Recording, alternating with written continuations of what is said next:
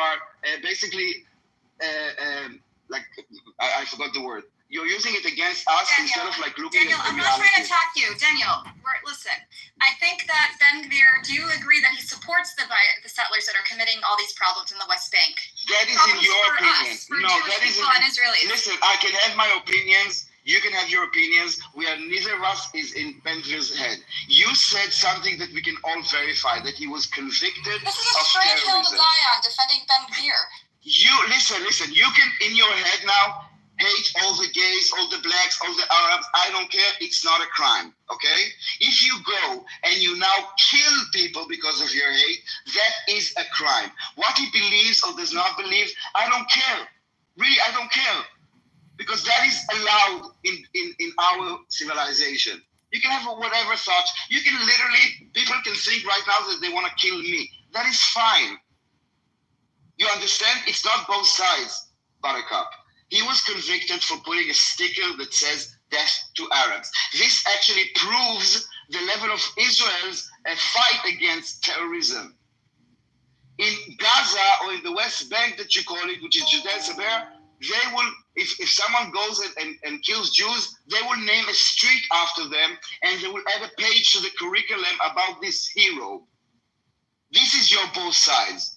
In our side, we convict people. In our side, we investigate. In their side, they celebrate it. Got it? Not both sides.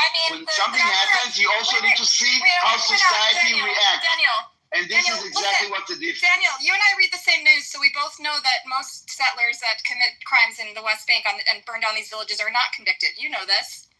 First of all, you don't know. You read the same news I read. First of all, you don't know, and you don't know what crimes. And the fact that you say that those are crimes, it's your opinion. You don't know who started. You see a video of, you know what? Masrayata, No Other Land, Oscar winning.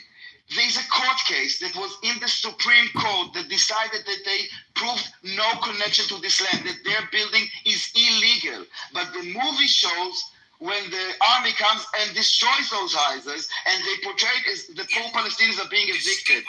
I actually went and I read the entire script, like the decision of the court. And if you speak Hebrew, you can find it too and read it. They proved it was for 20 years in court. 20 years. It's not that you don't know what's happening in Judea and Samaria. And you assume that the Palestinians are like, oh, just peaceful living, and the settlers, by the way, the word settler means a Jew that lives outside of outside of the proper Israel. A Palestinian that will build illegally, there is no name for this. There is no name for this. The settler is only a Jew. I mean, I have a question. Was I a settler because I lived in Ramat Eshkol? Because it's technically over the Green Line, right? Yes. Okay, so I'm a settler. I'm one of you, okay? I'm not a settler. I live in Tel Aviv. And again, the word settler means it's specifically for Jews.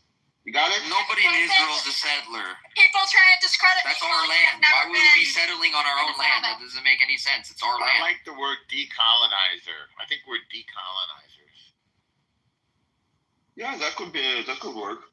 But it's not colonized by the colonial force. It's colonized by people who claim ownership to the land but have no proof. Like maybe Buttercup, you can share with us a bit of the Palestinian history, like their leaders, like anything about their society. I mean, I'll share what I just want to tell you about just one sentence and I'll shut up. This Masfei after. The reason that they claimed that the land was there is because, I don't know, I think back then when they were like herding sheep, they used to pass there on their way. So because it was part of their path, they considered it their land. No one actually lived there. And now when we have this struggle about the Palestinian state, yes, it's on both sides are trying to kind of make claims on the land. You are having a problem when Jews do it. But tell me about the illegal settlements of the Palestinians in Judea and Samaria. You know what's amazing, by the way, Daniel? When I was there, as everybody knows by now, in April, and there was all of this construction in the Arab villages, and it was all empty. they're building like crazy. They don't even have enough people to move into all these houses. So to be honest, it's sort of like a race. The Jews are building and the Arabs are building. It's kind of interesting to see. But as far as I'm concerned, not one single Jew is going to move from that. Why burn down olive trees though? What's the point of that? I don't think Why anybody. still sheep? We are actually building, we are actually planting, not burning. They're burning. First of all, these are very isolated incidents, number one. Number two, Norm is correct. The amount of empty buildings, they build shells just for the sake of building shells. They get funded and have been funded over the years by the EU and by other organizations that have pumped money into the PA. That's number one. Number two, just to let you know, we're stopping the building, but we're not stopping the building by force. We're stopping the building by building settlements, by building villages and farms on hilltops around large population centers so they can't expand anymore. But we're not just building houses for the sake of it. We're creating fields and orchards. We're planting vineyards for wine. We're bringing herds in to make milk and cheese, and it's unbelievable. I was there a number of weeks ago. I visited 3 different families that were set up. One 7 years ago, one 12 years ago, and one 2.5 years ago. And it is incredible what's going on. Judea and Samaria as well, just to let you know, Buttercup, if you're standing in most of Samaria, you can see the whole of the center plains of the country. In other words, you can stand at any point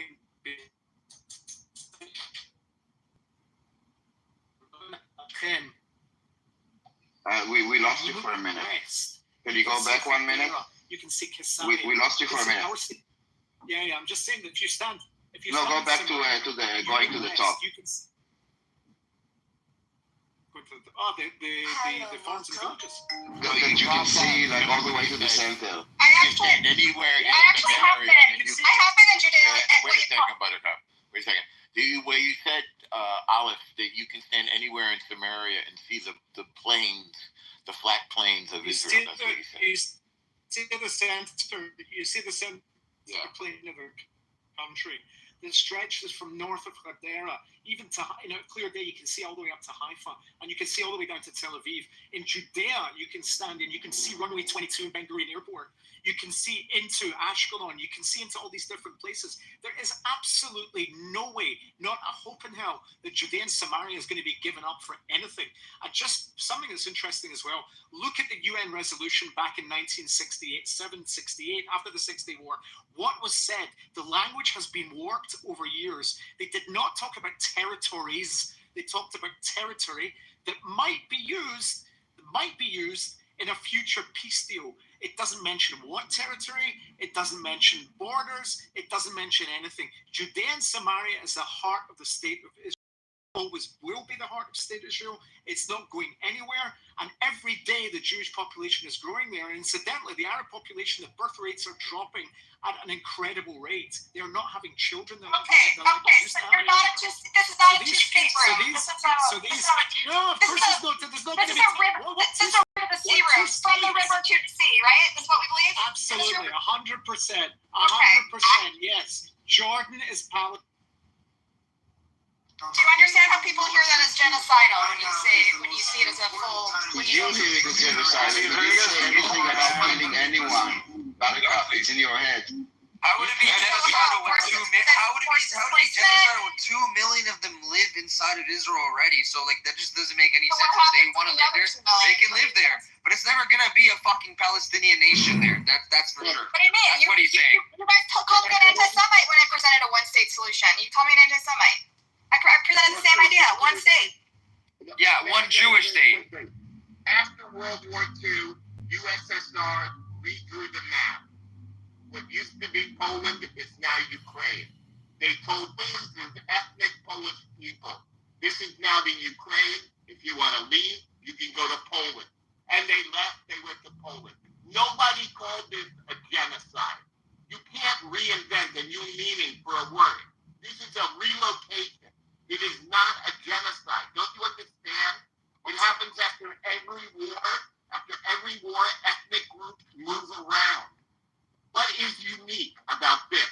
Why is this ethnic group deserving special rights 80 years after the fact?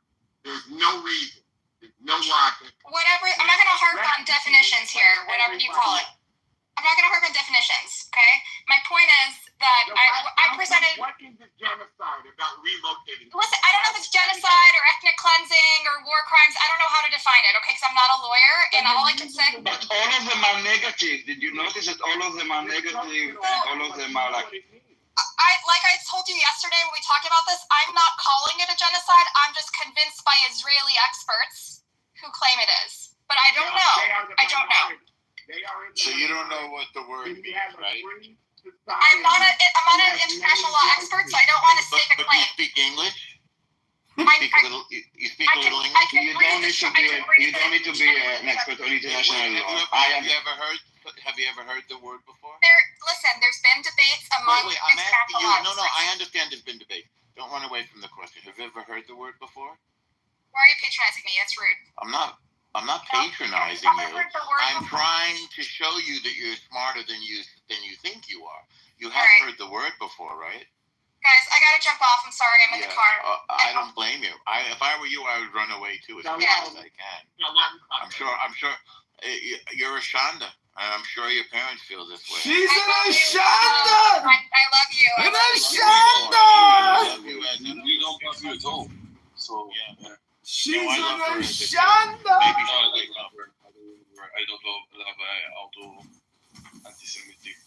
No, Swiftly, she's lost. I think she's very confused and she's very misinformed.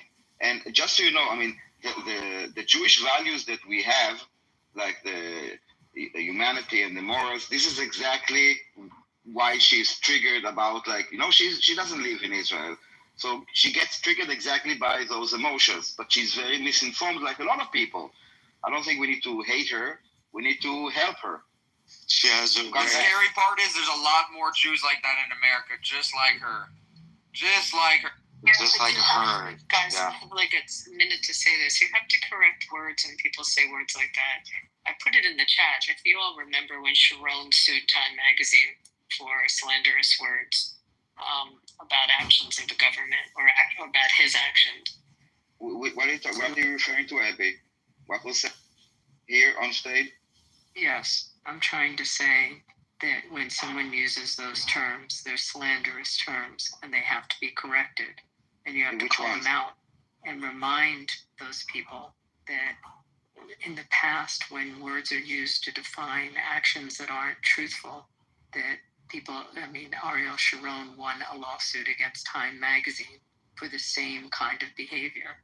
And that she sat, I just listened to her say, well, I can use this word, that word, apartheid, genocide, ethnic cleansing, doesn't matter, I don't know what the words mean. She said, like, she doesn't understand how dangerous words are. That was my point. And you have country fight for words. Sorry, I gotta get off. But it's a person, Sharon, but can a country file like a lawsuit for defamation? They're looking into this now, actually. They're investigating this. She has a really hard time with the proportionality of phenomena. It looks like her thinking is instinctual, primatological. Yes, a person can get sued from another country for defamation. Macron, there was somebody in America that was talking shit about him and his wife, pretty much, and they threatened to sue the person. That. Yeah, and I looked it up, and I was like, wow, you can actually, people from other countries can. No, my question was, can a country sue? Yeah, a country can sue. I got another minute. They sued. I'm about to take off. They sued in Delaware. It's in the Delaware District Court right now. Macron's wife. But absolutely. Yeah, those are people, Abby. When you defame a country, it's very different. Abby, did you hear what I said? Abby, Just talking about. Abby, you're talking about people. For a second, because I have a minute. I'm talking about you're talking about people. He was talking about a country. Country can also, on behalf of the government, this is my point. When someone uses words and they just absolutely stop them and correct the term, make her define the word, make her sit there and read the definition. Like that's you just have to stop them that way. Sorry, it's noisy on the phone. Do you follow me?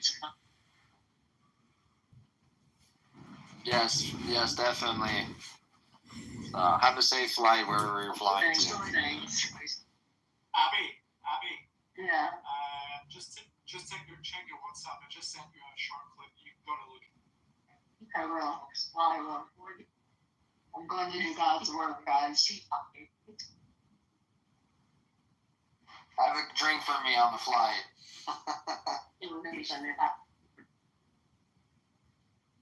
Harry, look at the hockey season. I'm going to come to Florida. Let's little game. Sounds good. Yeah, definitely let you know. Right now, I'm excited about football starting. I went yesterday with the Raiders game to 49ers. It's weird to start football this early. When directed to exit, George Farrell played at that time, which was very cool. You know what? The Raiders are going to suck again. Yeah, that's unfortunate. All right, I'm going to get yelled at by some attendant. Guys, I'll listen. Signed and opening. But anyway, bye guys. ביי. אני צריך לזהר שהיא פה. לפני לא היה שטויות, כי In the event. Wow, I didn't know that. כי היא יושבת על ביושבי ראש הדירקטוריון של הארגון שלי.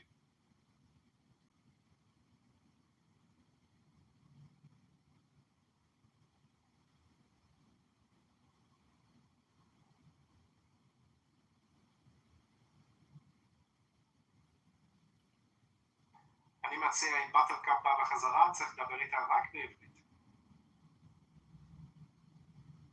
אני לא יודע אם כולם פה מבינים עברית, אבל... לא משנה, היא אומרת שהיא מדברת עברית, היא שוטפת. היא מדברת, נראה, לא יודע שוטף, שהיא כן מדברת, פשוט יש לה מבטא מן הסתם אמריקאי כבד היא מדברת חצי קלאץ' כזה. היא לא ישראלית, שמע, אני לא יודע איפה המשפחה שלה והחברים שלה. כזאת מצומצמת. Was there ever a case of a country that filed a lawsuit for defamation? Did it exist? Does it exist? But I don't think it makes sense, to be honest. Well, it looks like Israel's going to be suing the New York Times shortly. Interesting.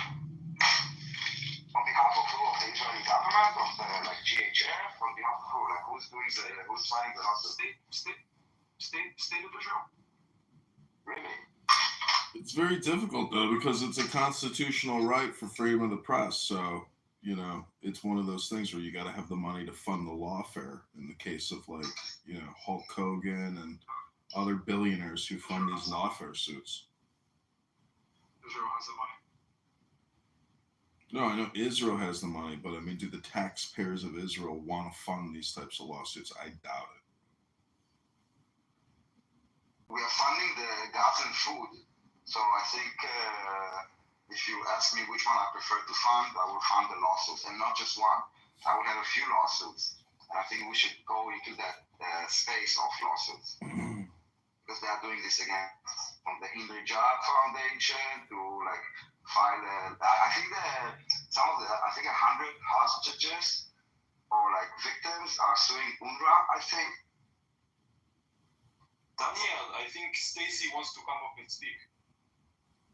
Stacy, come. Invite her. Do you guys just accept Buttercup as just being political? I mean, because that's what I have come to learn on Clubhouse is that all communication is political. So she is literally being her little mini politician when she comes in here and obfuscates and dodges, ducks, and creates her little drama segment. I mean, I think people are just being political, and that's her way of being political. I think evolutionary psychology is a better way of looking at Buttercup and Zima. Well, one is Jewish. Equality instinct. It's the desire to believe in the equality of. I know. I get it. He's in the Matrix, but I mean. But, if you look at the chat, for example, and the Stacy that swiftly, she's like an anti-Zionist, anti-Israel, but she's supporting Buttercup. So if Buttercup will come back and maybe she can see who she's sleeping with, maybe it will help her wake up.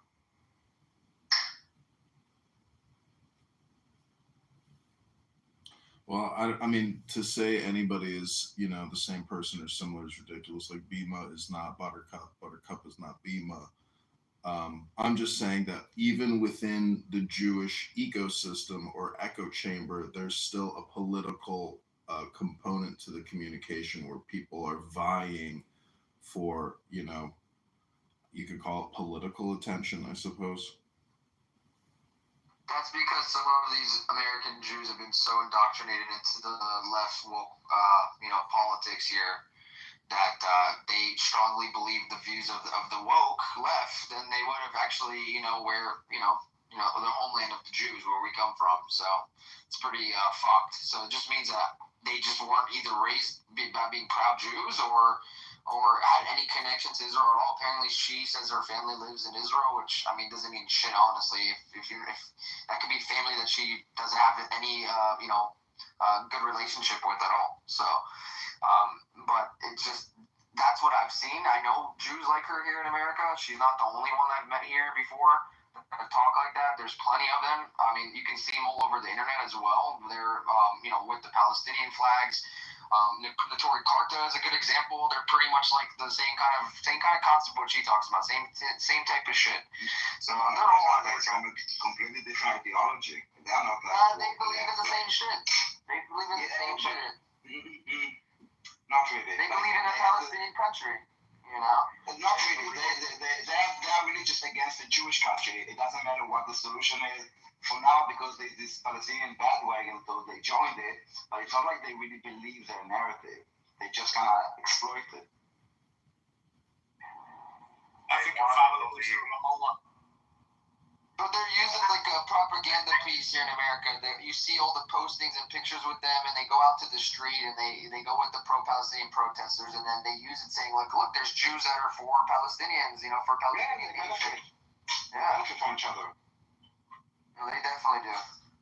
But it's not the same ideology. It's like the Shia and the Sunni could hate each other, but when it comes to like hating Israel, then they are like best friends. All right, different ideologies. Just for this cause, they are like joining hands. The other side is taking advantage of the morality of the West. They do so tauntingly. We heard Amir once excitedly announcing, "Yeah, but it's genocide, right? It's genocide." It's like they're trying to, find the out, find the in. Well, here's a political statement. Why would they burn down the olive trees? And we'll come back with why did they slaughter 1,200 people and rape and torture and took hostage and starved and destroyed Gaza, but the olive tree? They have a hard time with the proportionality of phenomena, real world phenomena. Iman Buttercup, they think emotionally. They have wishful thinking based on the moral axiom of the past. She loves She loves Hamas and she loves Buttercup. Hamas. Look at this here. Yeah, she's who cares? She's a troll. No one cares. Wait, I didn't hear what you said. So Buttercup's previous profile on this app was L. I don't know if any of you remember her, but her name was L on here. Not that it matters, but if people change their profiles to come on here to have that type of communication, I mean, I just like to document it.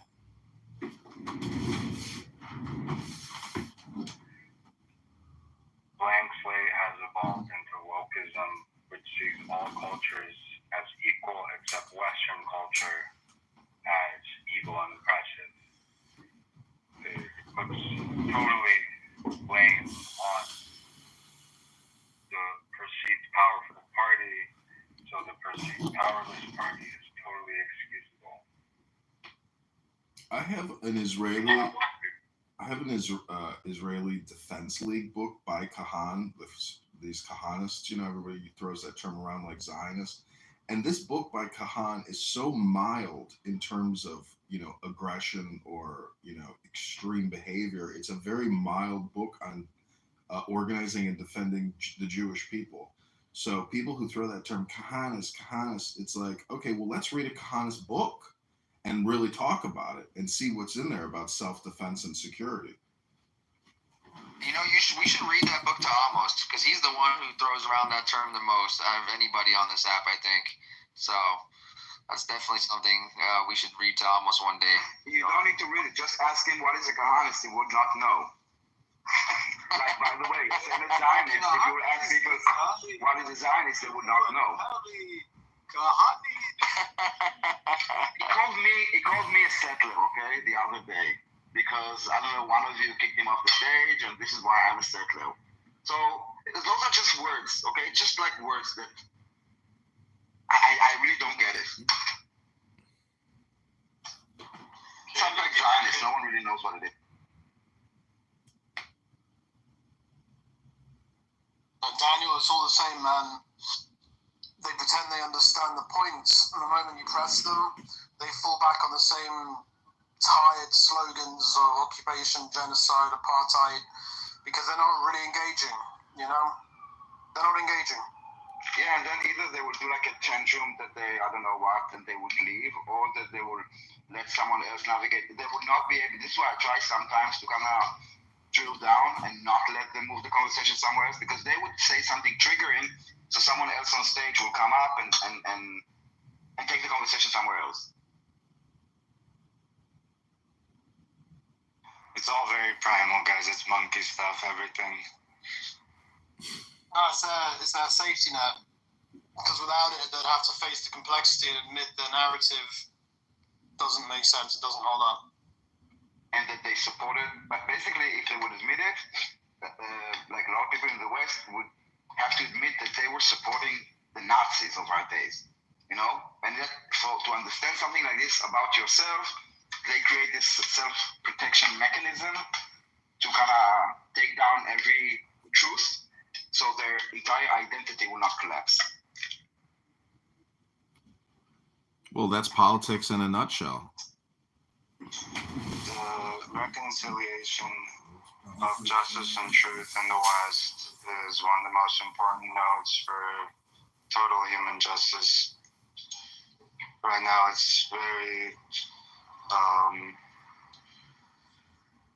confused, very confounded. It can be easily explained, but the people who follow that orthodoxy,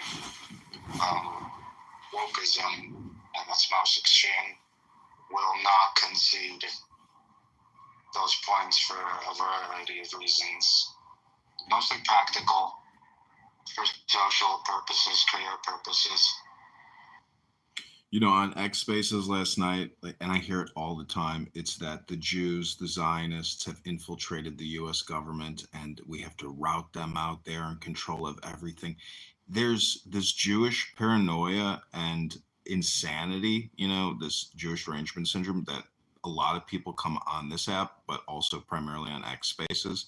And it's almost like a category of television or it's like a specific category that they choose to pick up every night and run with that, flag. It's very, to me, it's insane and extremely dangerous. And at 42, I had never heard this kind of, political insanity that Jews are everywhere, and they're in control of everything. It's really scary, sick. And if you ever meet somebody like that in the real world, it's like, holy shit. But the fact that people come on X and do it every night of the week is insane. It's called JQR, which means Jewish Question Radio. And if you want to get your rocks off and troll some people, go into that X space. They hold it every night. It's called JQR. It sounds a lot like what the Nazis did. That's exactly what the Nazis did, So it's just scary as fuck that this is happening still to this day. That us as human beings haven't learned from history, right? So disgusting, bro. It's just disgusting people. There should be no ambivalence in the West. Anti-Zionism is anti-civilization, and anti-Semitism is anti-good. Well, people like I want to say M. Kapara L or Buttercup. She's like the low hanging fruit of that, crisis where I think it comes down to education. That uneducated people. Bro, that's not M. Cabrera. No, I know it's not. I tried to fix myself there. Her former profile's Al. It doesn't matter. The point is, Buttercup, our sweet little Buttercup. She's not as sweet as she sounds, as everyone has figured out. Oh, we know. Trust me, we know. Oh, she's dangerous, man. She's fucking really. She was just in Amir's room last night, bro. They were playing a recording of when Shlomi first went in there after he, shortly after he got back on the app after being rescued and everything. And they were, the way that, I can tell some of the voices who were asking questions, I know who they are just from, them being on the app for so long. One of them was Prince, that piece of shit, midget. He was, asking, he was like degrading Shlomi and some of the shit that they were saying, some of the questions that they were asking him, and, hope for his death too. He said, I wish he would have just died, something like that. And she, after they stopped the recording, the first thing that she says to them is, you treated him so well. My God, you guys treated so nice. I'm actually very, very proud of you guys for how you guys treated him. And one of the guys that were on there that was asking questions in a very degrading way as well was Soren, the guy that disappeared. So yeah, you can definitely, everyone knows his voice, and he was definitely asking those questions. So just gives you an idea of how long ago this video or this recording was. And after the fact, they were like saying, oh yeah, he was saying that it was that Shlomi was agreeing that there was a Hannibal directive, and all this stuff. And like Shlomi never. I was listening to the whole thing. I have a little bit of it recorded too. He never said anywhere in that recording that he agreed to them about some Hannibal directive being, happening there. So it was pretty, disgusting to hear after the fact that she's cuddling them and saying that they treated him very nicely, when in fact anybody with the right mind who would listen to that would know that that was the complete opposite of how they treated him in that, I don't even want to call it interview, but whatever the fuck it was, a clubhouse room. So of them berating him with questions. So yeah, she's dangerous. You guys need to watch out for her. Don't let her sweet voice make you guys think that she's, she's really wanting to learn, because that's what she kind of said last night. She's like, I want to see if I can learn, but probably won't. So it's like, then why would you even say that? I'm not trying to, make her come to our side or anything like that. But, definitely, how some of you guys in today, destroyed her. I think that was great. That's what we need to keep doing. She's very easy to debunk. When people are quoting The Guardian and Haaretz, you're a joke. Like, that's all I can say. I would just say that all this communication on all these social audio platforms, there's one intention, and the primary intention is to get you angry. And I really do believe that's what most of these people are trying to do by gaslighting and making extremist, profane, vulgar statements, is to literally get you angry so they in turn can get their dopamine feedback. Because it's a clubhouse archetype. Yeah, it's like psychology 101. It's very crazy that people want, like, Daniel, I love you, Daniel, but you have spent so long on this app getting your anxiety up, your blood pressure up, your dopamine up, and I salute you for doing that. But on the flip end of that, all these anti-Semitic trolls and Jew-hating trolls on this app and X, they live to essentially catch flies and fish and watch them struggle and scream and go crazy that they've been, I don't speak to those people anymore. I don't go to Amir's room. I don't have any patience to all this El-Aqsa and Aziz. I don't even engage with them because it's pointless. I never went in their rooms to begin with. Their sweet voices doesn't mean anything, because the tone of their voice doesn't change the truth. So they can speak softly, calmly, even sound compassionate, but if what they're saying is built on lies and hatred, it's still a poison. And actually the calm delivery makes it even more dangerous, because it tricks people into thinking it's reasonable when it's just anti-Semitism wrapped in pretty language, or not language, like tone of language. The style doesn't matter, the content does. And then content is always about delegitimizing Israel and attacking the Jews. And it's not just random criticism either. For a lot of these people, it's almost like a fetish. It's like an obsession for people like Amir. It's a fetish for them. They've made it their mission to bring Jewish people down and Israel down, no matter what. And you can see it in how they twist everything. If Israel defends itself, they call it aggression. If Israel shows restraints, they call it weakness. Nothing Israel does is ever right, because the point for them isn't truth. The point is to attack Jewish people and delegitimize their state. That kind of obsession goes much beyond politics. It's literally just hatred dressed up as activism, and it exposes how deep the anti-Semitism really runs. It's all very simple. It's all very cut and dry. It's all very aligned with what is good, what is evil. And I wish there was some rhetorical maneuver in these rooms where, when Israel is put on the defensive, considering the overwhelming proportionality of how dishonest that is and how it wastes time, there should be a way, mutual understanding that we're not doing this because it leads nowhere and is dishonest, and you're victim blaming. It's victim blaming. Well, I think if you're a moderator or a green bean on this app, it's your responsibility to be an educator. So instead of having endless conversations with somebody like, the form like Buttercup, I mean, it should have some type of action or to do for somebody like that to read with you and get them reading some type of, source document, something, because to let people just do their political propaganda show, you're the sucker or the patsy at that point.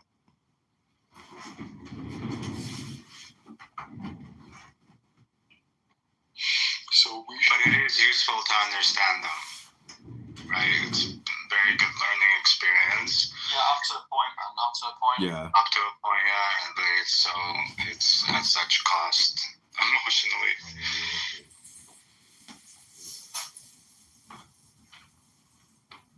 Yeah, there's only so much I can listen to a fucking idiot.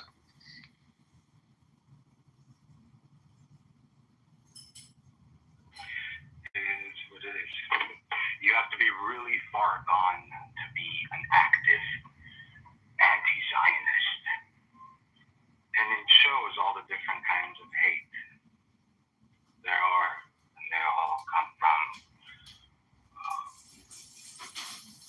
the same bad place, different bad places. Well, there was a protest outside my former office, and it was all these Free Palestine people, but there were Jewish children, young people mixed in with this crowd. And I said to this girl who was about to get arrested, I said, "Are you Jewish?" She says, "Yeah." I said, "Don't ruin your Shabbos. Don't ruin your Shabbos." And she was giggling, and she got arrested. I mean, I would love to have grabbed her and yanked her out of that line, but I'm not going to get physical with somebody and next thing have a problem. So these people are totally brainwashed, completely and utterly. And that's why I say, somebody who's a young Jewish girl who has family in Israel, comes out of Israel, is going to come on this app and tell you about, the genocide and the violence of the state and the evils of the state and things like that. I mean, that's why I say, if you I like to read books. So I'm just saying, try reading books with these people. It's no coincidence that they're the most this and that people you know in your life.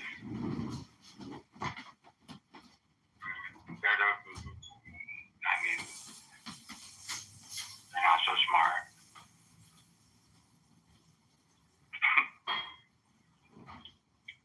They're not so educated. And they tend to be bad people, right? It's clear that the tattoos is personally awful. I mean, the fact that it's also basic. Some of them will read books that you recommend, but for the most part, especially in this cause, they're stuck reading Ilan Tafe and some other people who they believe are, because they're contrarians to Israeli society, that they're more factual or more honest about the facts and details. So they won't read or engage with other sources. Just because they believe it's all propaganda. Read the Siddur Avodot Israel.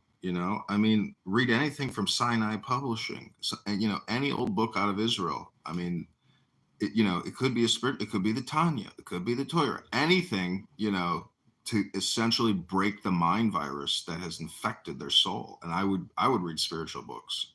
Jewish spiritual education books with them.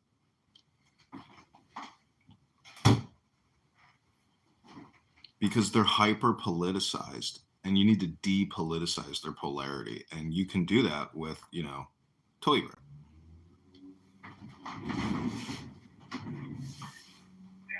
there's some great books out there.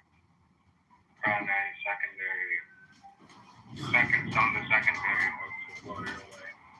Jonathan Sachs, Keeping Tabs. I thought you were going to say Pirkei Avot, and what's your favorite book? All this stuff starts with words. This kind of hatred is very dangerous. It follows the exact same pattern that led to the Holocaust. It never began. The Holocaust didn't begin. The regime didn't begin with before the Holocaust came out. It never began with violence. It began with words, with spreading lies, blaming Jews for everything, and convincing others that Jews were the threat. And the language slowly but surely poisoned society until violence against Jews became acceptable, which we're seeing now. And eventually millions were murdered. History can repeat itself. That's what happens in history. We hear the same kind of rhetoric today, lies about Israel, demonization of Jewish people, constant scapegoating. And it's not just debate, it's a warning sign. And I wonder, have we actually learned nothing from history? If this hatred is still left unchecked, it will grow. And history shows very clearly that things do repeat themselves.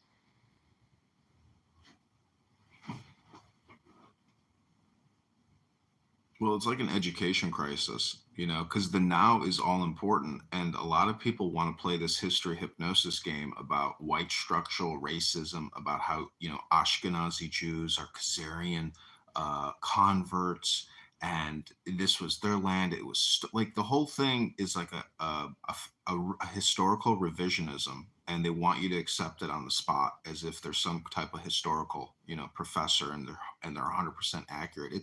It's dying on a hill and all or nothing thinking. So that's why I say you can break their mind virus, hopefully with, a book. Yeah, I don't know if it's going to be so simple to break, because I see it as more than it's an educational issue, because ignorance alone doesn't explain this kind of hatred.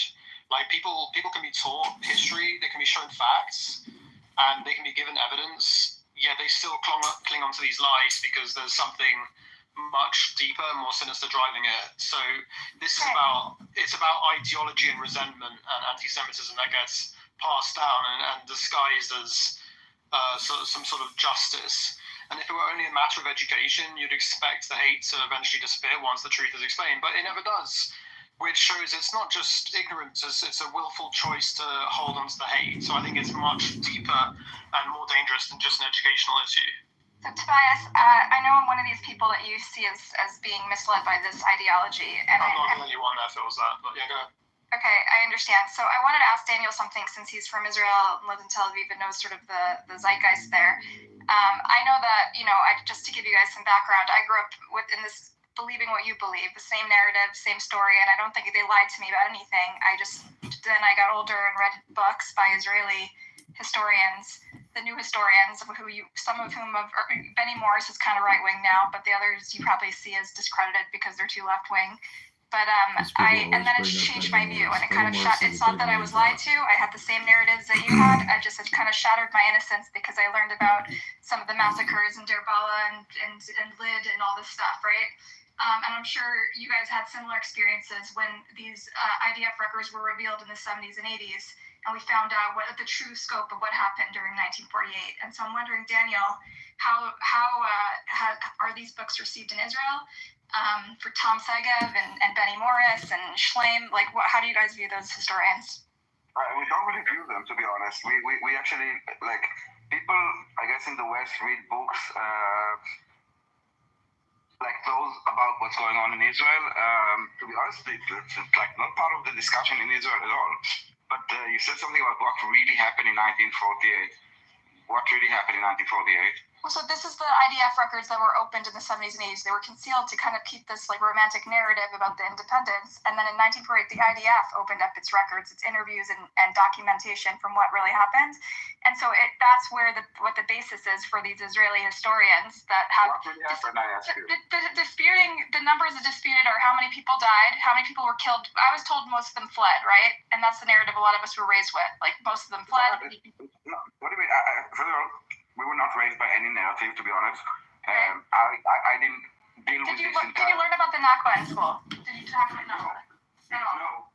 Do you know what the Nakba is? Yeah. It's a brand, okay? And hold on, the branding Nakba, the word Nakba, I don't know if did you read the how it's called? This document? No.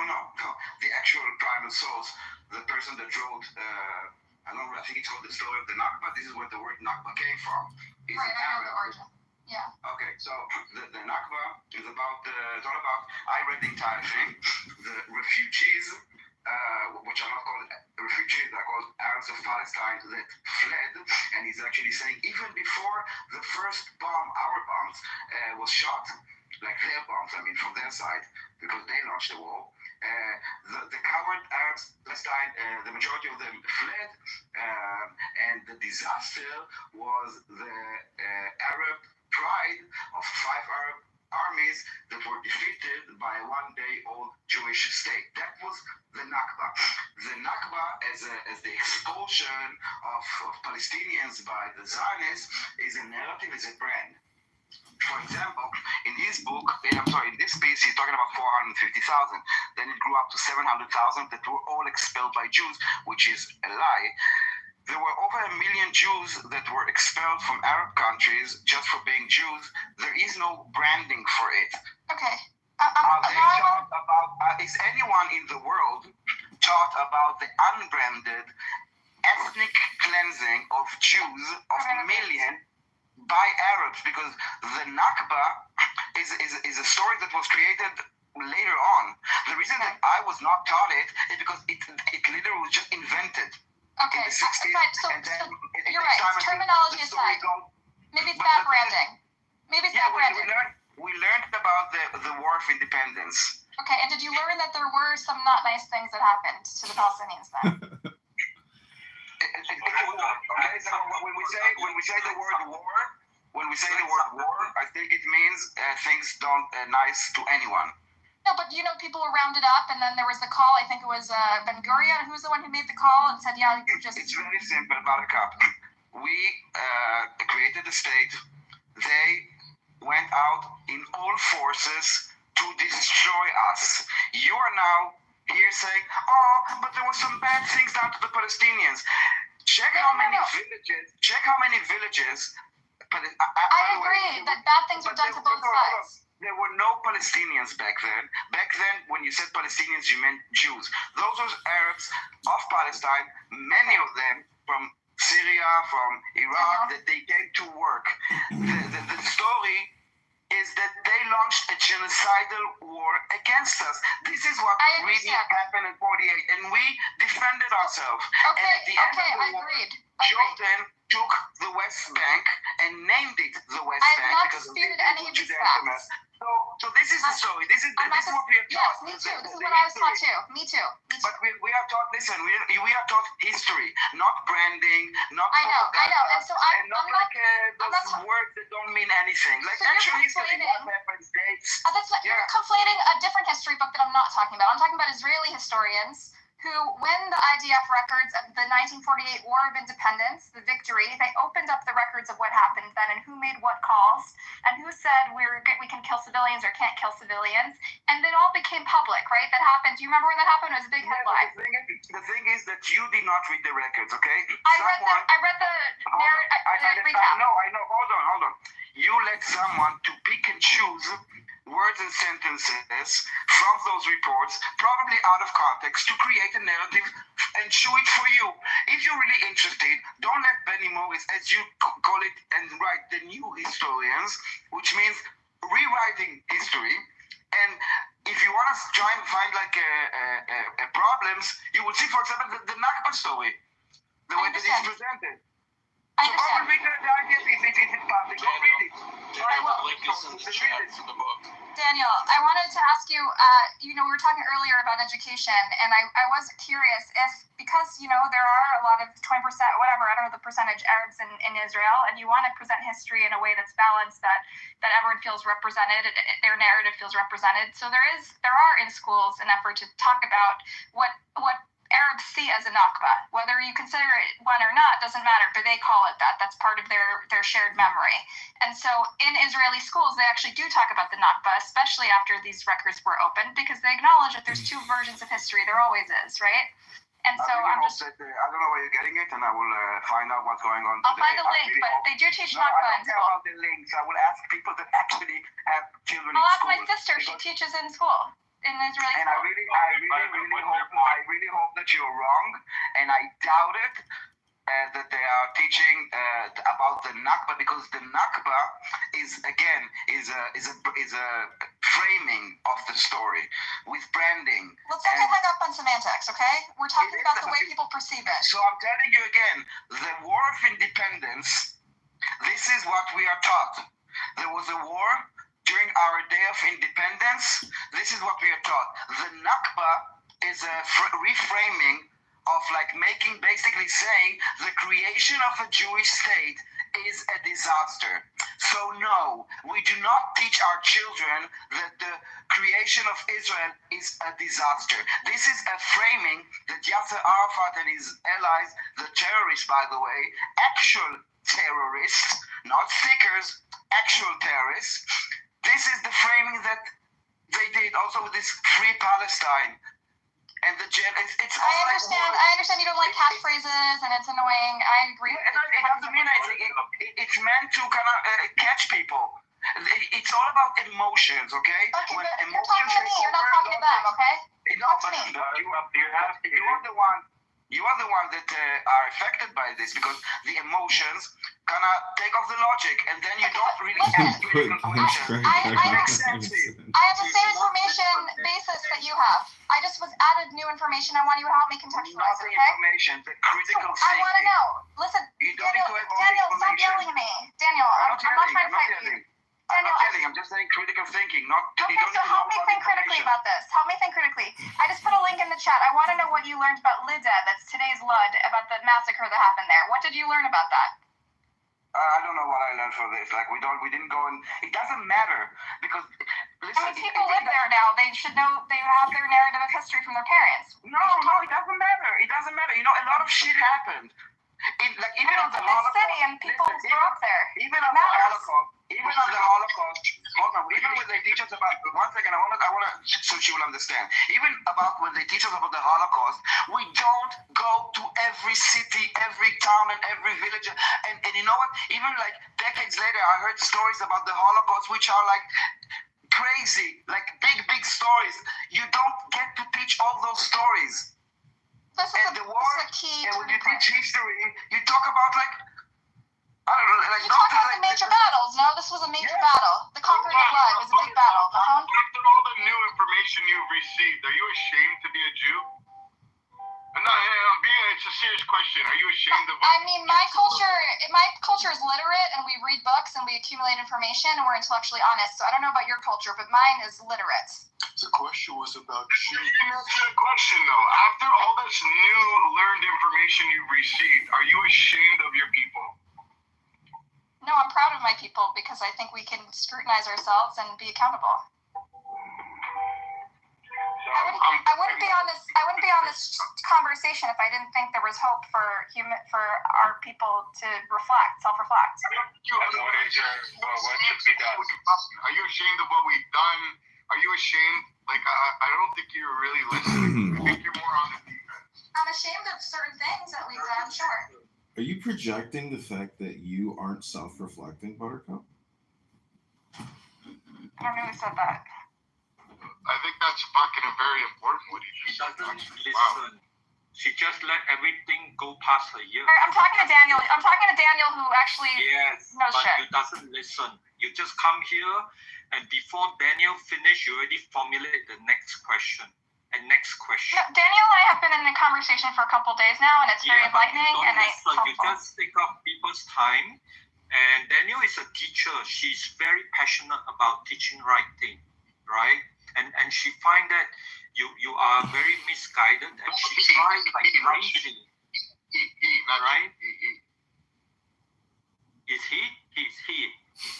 Yeah, Daniel's a he, bro. Come on. Buttercup. But you think that Buttercup's a teacher? No, Daniel is a teacher. BB. Yeah, Daniel's teaching. Exactly. Buttercup is there, Mr. Buttercup. See, I think if Daniel did like a 10-minute silent meditation, Buttercup would basically, self-destruct because she needs Daniel to essentially, inflame her candle. Daniel energy, you are correct. Danny's the only person in this room that reads anything, so I Why don't you let other people talk to you, Buttercup? What is going on with the dog piling on Buttercup? Oh no, here? Hope is here. I go away. Hope is here. I better go away. We better stop picking on one person because that's not cool. But 5 different people have come from Buttercup. I've got. So before you jump on the bandwagon, nobody's picking on her. She's actually picking on herself. She's picking on Jewish people. She's picking on the fact that she's ashamed of what Jewish people have done. So before you open your fucking mouth and start like. Oh, hi, BB.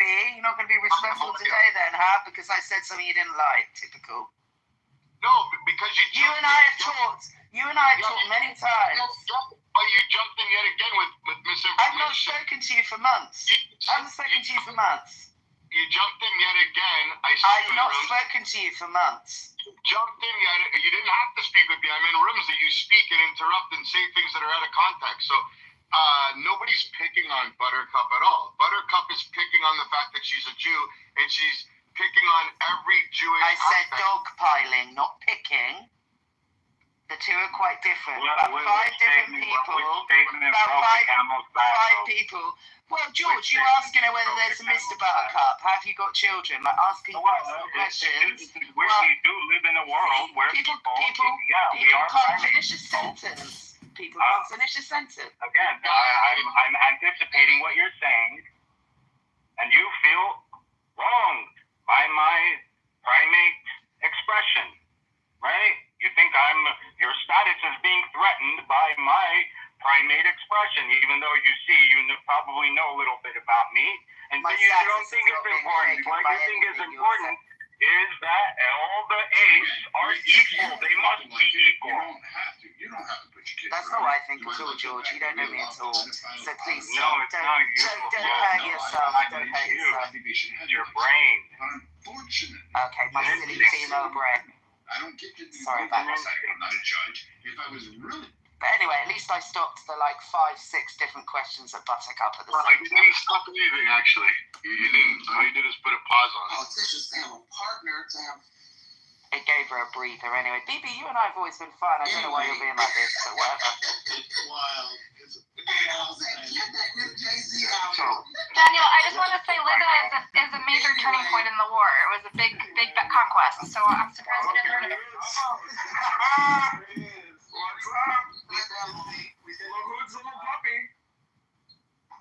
Yeah, so you can see me in my PTR. That's me wearing a Trump hat, a Cubs jersey, holding the Tao Te Ching, a book, and then there's about 15 phones, live streaming me. So, your title is Clubhouse just an entertainment app? Well, look at my YouTube and you decide. Is it entertainment? Is it trolling? Is it spamming? Is it a waste of time? I think it's art, really. And that's the best way to describe everything is the word ART, art. It rhymes with fart. That's what I've been saying, John. I'm saying that you're either a madman who needs to be put in a straitjacket, or you're a genius performance artist / social media artist. I just wish I could like get into a movie theater and like have an audience and say, okay, everybody, let's look at my YouTube for like the next 4 hours and force everyone to watch this incredible Clubhouse experience. Well, you can if that's something you really want to do. You can rent out theaters in Chicago, and I understand post-COVID, they've been quite cheap. You could rent out a whole theater for a couple $100, Good point. You could do that, actually. Yeah, just rent out a theater, and then, like, if it becomes a hit, obviously, I'm assuming that he'll be able to get into more theaters, right? So, have you ever looked into that? You should take advantage of what you're doing. Yeah, I'd have to do like an Eventbrite and try to do a Facebook, event, and actually like do a first staged theater, for Clubhouse, and make it like an interactive show, like the Killed Tony show. So I think you could do a cross combo entertainment event experience for people and introduce them to Clubhouse. Can we change the title?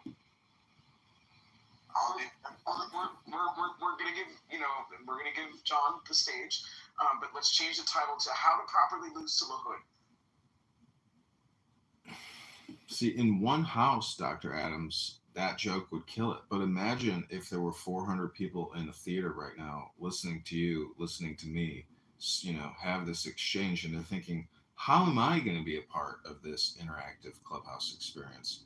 And this is where I turn around and say, all right, everybody, pick up your phone and type in Clubhouse into the Google, app search field. Download the app. Type in your profile name. Type in your first name, last name, and everybody go to the one house. And the room title is How Do Properly Lose to the Hood. I like it. That's an Ebonic with the Hood. And also, Dr. Adams, I swear, you are the funniest person on this app at this point right now. No, Adams is hilarious, and here's to highlight how hilarious he is. Adams lives in California, and he's campaigning for a politician in Illinois. Does it look right? So this is craziness. He's not even in the district. So that was brought up. I don't know if the person wants to mention their name, but they are in this room. Why are you asking people who are not even in that district? I think that was brought up before. But why are you asking for people who don't even have a say in what you're doing, money and all that good jazz? Because, this is organizing the organizing. And if a community organizer like Dr. Barack Hussein, Barry Soetoro Obama, a former CIA agent right out of college, and he now has $1 billion library being built with looks like the tower from Mordor. I'm just saying that digital donations, as I formerly said, that I believe this is all art and entertainment, but I am an educator primarily. Many of you know me as a Clubhouse troll, but I read many books, and you can go to my YouTube channel to watch me reading very important books about psychology, wisdom, education, governance, human behavior, Scotty, all those things. How are you, brother? While doing yoga, right?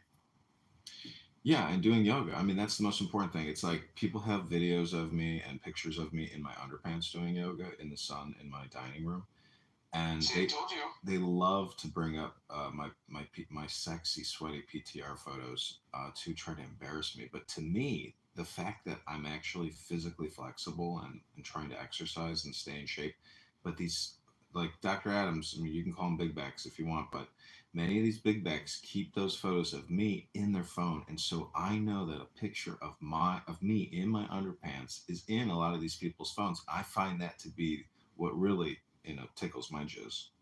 Yeah, Nicholas said you have cakes. Listen, the hamstrings are very important, and Matt, I would say, how's your physical flexibility? Are you stretching? Are you breathing? How's your health? I'm a very flexible guy, very flexible in what I do in conversations and how I do my Clubhouse rooms. And yeah, I'm flexible outside too. I didn't know to throw some things around, throw some weights around and all that good stuff. So yeah. I mean, you may just, Edmund, you just may be better at bending and, being flexible than we are. Our sex size don't depend on that. But, more power to you, bro. Thanks, Dr. Adams. And I want to let you know, your Darren LaHood crisis actor videos have gone viral, like in the terms of like 10,000 plus. And I thank you, because it's people like you who help push my campaign forward, because without you, I couldn't create this content. And you're doing it for me for free. So thank you. So, how do you see this playing out?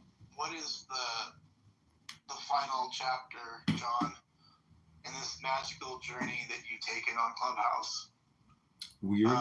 I can tell you, we're going to go to Peoria, Illinois, where Darren LaHood lives, and we're going to go to the Peoria Civic Center, and we are going to put on Clubhouse, The Experience. Don't vote for Darren LaHood, the rhino vaccinologist, super deck creator, Dr. Adams and Matt Cool, One House production, co-produced by Anonymous and Nye. And the audience is going to say, wait a minute, who is this guy, candidate Congressman John Kitover, and why should we vote for him versus Darren LaHood, who's created $20 trillion in debt? So they can go back and look at all these Clubhouse conversations and say, you know what, he has been organizing, he has been raising money, he has been creating a network and a political movement of, co-interested American citizens that want to stop borrowing and spending and create a real economy, not this fake artificial borrowed economy.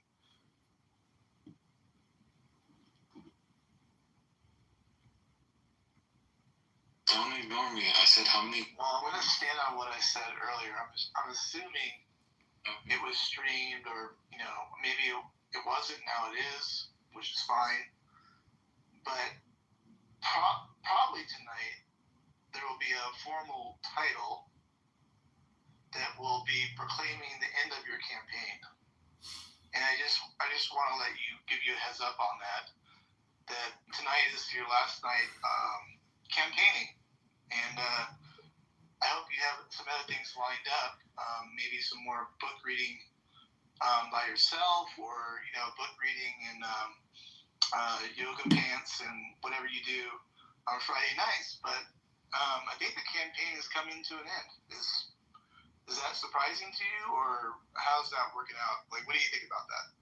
I think it's very interesting that you would project the end of my campaign tonight when I know that is not the end of my campaign. The end of the campaign to elect John Kitover will not end until we basically don't submit on October 27th. If we can't get the, minimum number of signatures, that is when the campaign will truly end. Which is what? 675, 600. No. 575. So what I'm trying to tell you is that hold on. Matt asked me. Okay, go ahead, Dr. Adams. Edmund, you listen. You have to get 0.05% of the total voting population signatures. Okay, which is roughly about 3,700 people. I looked it up, Edmund. So again, you need a lot more than 600 signatures. No, I think we need 3,000 to play it safe. But Matt, your projection about this evening, I look forward to coming to your room, defending my position. And I will tell you right now, you are 100% wrong, and you will live to eat those words. Yeah,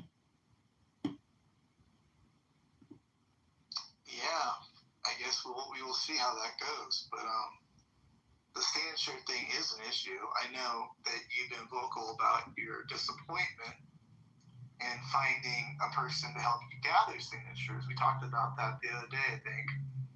And as far as I know, that outlook has not changed. It's looking pretty dismal on the collection, or finding someone to collect on your behalf in that way. Now, I could be wrong. Maybe things have changed in the last 48 hours, but I do feel that is a big hurdle that you're going to have to overcome. The LaHood team is way ahead of you on that game. You're correct. So, but things have changed. We did put up a new solicitation on Craigslist for the city of Chicago. I will post it in the chat. and anyone here in this room or house can also apply, or anybody watching these videos. But we did get some high qualified responses today from actual Republicans that work in digital marketing. So the campaign is rapidly taking off Monday. And again, Matt, your negative outlook and the lack of help that you provide the campaign, the fact that you call yourself MAGA and have held all these pro-Trump rooms on this app for years, the fact that you don't help out a fellow pro-Trump Republican, to me, shows a lack of leadership, character, and intelligence on your behalf. Thus, why you're predicting my campaign is going to end tonight. And I challenge you or anyone else on this app to come to that room. Bring your evidence, bring your screenshots, bring your recordings, and I will put my recordings, my screenshots, all of my media and all of my art, as evidence against whatever kind of BS you think you're going to pull out of the woodworks.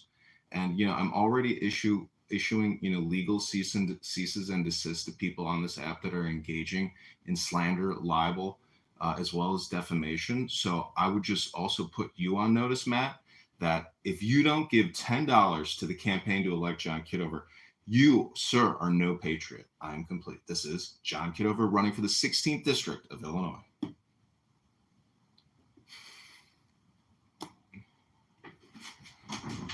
think you have a better chance at winning the gold in female gymnastics with your flexibility than taking over Darren the Hood seat.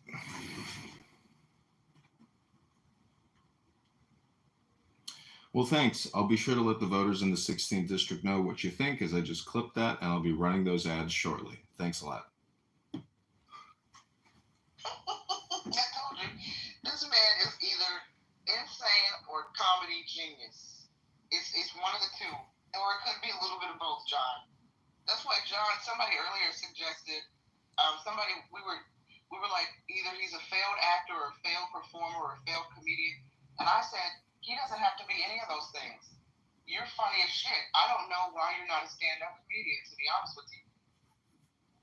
Well, see, I think even if I lose the primary, I think having this content as role-playing a congressman is actually enough content that it will essentially condition the situation in the future. So this is all performative, but also educational. So to me, this is what I think AOC is. To me, this is what I think, Ilhan Omar. I think these people are just content creators and they want to watch America burn.